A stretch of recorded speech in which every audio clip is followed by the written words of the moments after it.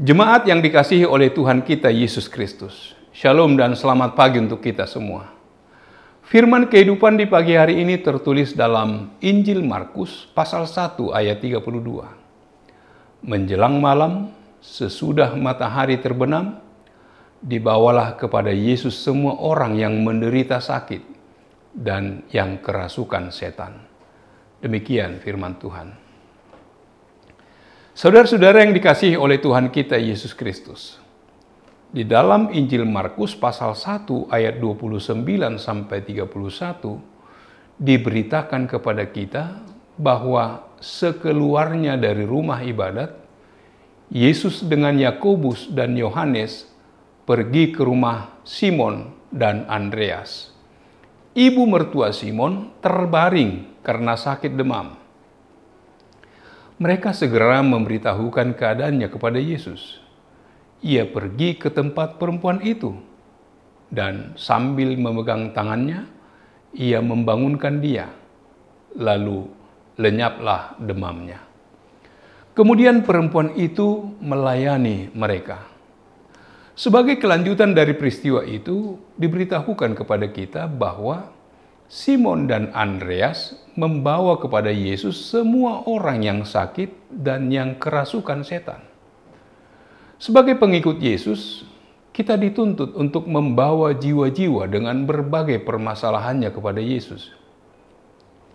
Kita melihat bahwa berbagai permasalahan yang terjadi, baik secara pribadi atau keluarga, masalah ekonomi, pekerjaan, anak, dan lain sebagainya, sejauh manakah peranan yang sudah dilakukan oleh orang percaya untuk membawa mereka kepada Yesus? Hal yang bisa kita lakukan adalah dengan mengunjungi, memberitakan firman Tuhan, dan berdoa baginya.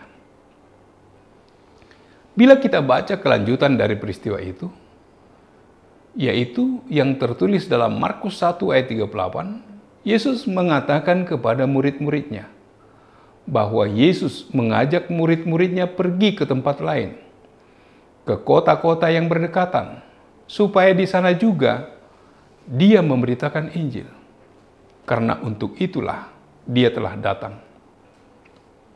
Itu berarti bahwa kedatangannya bukan hanya untuk menyembuhkan penyakit-penyakit. Memang benar, Yesus dapat menyembuhkan berbagai penyakit. Namun tujuan utama dari penyembuhan tidaklah kesembuhan jasmani, tapi kesembuhan rohani. Pesan dan ajaran Kristuslah yang terpenting, bukan kesembuhan jasmani.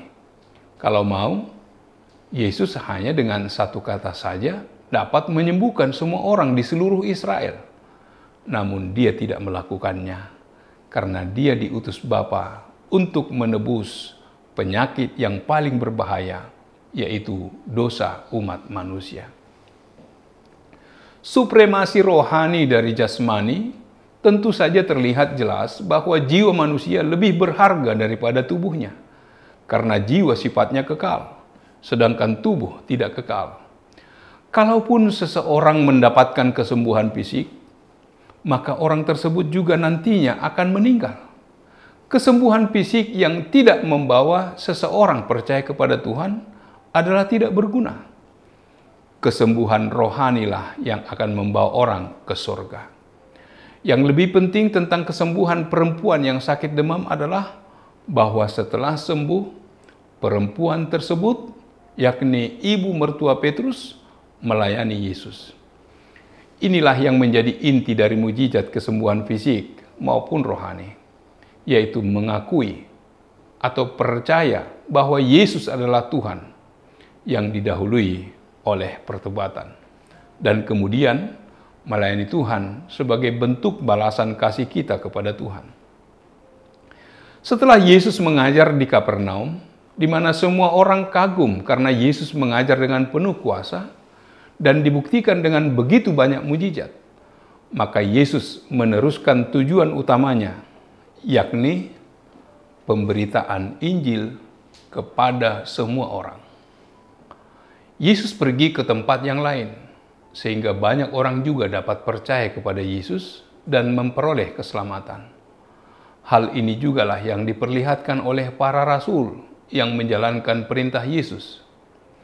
Tetapi kamu akan menerima kuasa kalau Roh Kudus turun ke atas kamu, dan kamu akan menjadi saksiku di Yerusalem dan di seluruh Yudea dan Samaria dan sampai ke ujung bumi. Kisah Para Rasul 1 ayat 8. Kini tugas pemberitaan Injil menjadi tanggung jawab kita bersama. Kita akan melanjutkannya lebih cepat, lebih baik.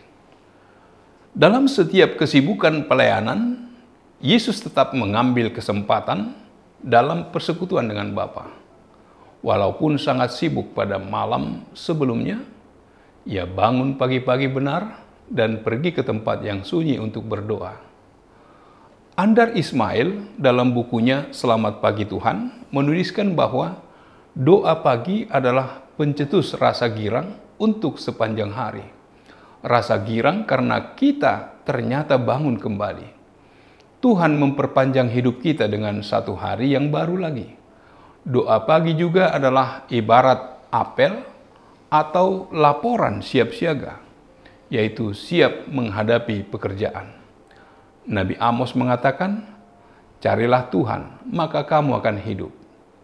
Kehidupan yang diberikannya tidak hanya kehidupan dunia, namun kehidupan yang kekal.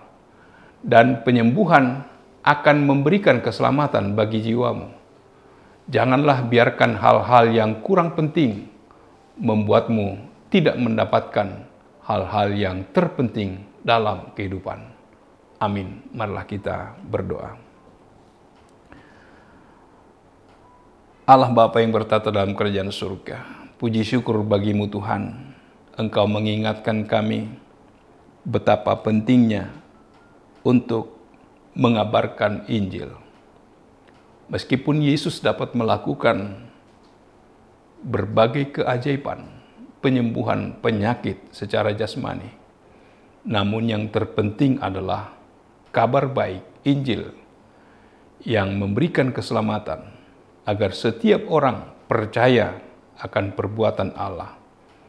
Biarlah kami lebih mementingkan kabar baik daripada perbuatan-perbuatan yang mungkin dapat memberikan kesembuhan, namun kami tidak dapat melihat bahwa Allah berkarya di dalam semuanya. Biarlah kami tetap percaya pada pemeliharaan kasih-Mu. Biarlah kasih Allah nyata dalam kehidupan kami melalui firman yang senantiasa menghidupkan kami. Terpujilah nama-Mu, dalam nama Yesus kami berdoa dan bersyukur. Amin. Anugerah dari Tuhan kita Yesus Kristus, kasih setia dari Allah Bapa, serta persekutuan dengan Roh Kudus, kiranya menyertai kamu sekalian. Amin.